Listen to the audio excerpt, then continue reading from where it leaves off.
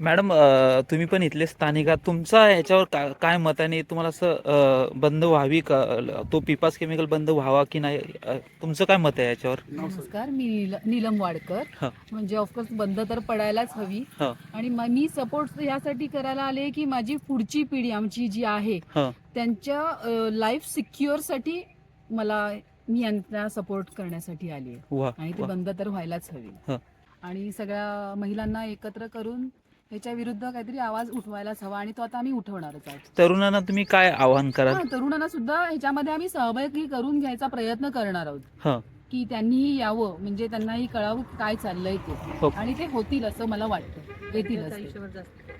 आणि आणि त्यांच्या भविष्यासाठीच चाललंय ना हे सगळं. बरोबर.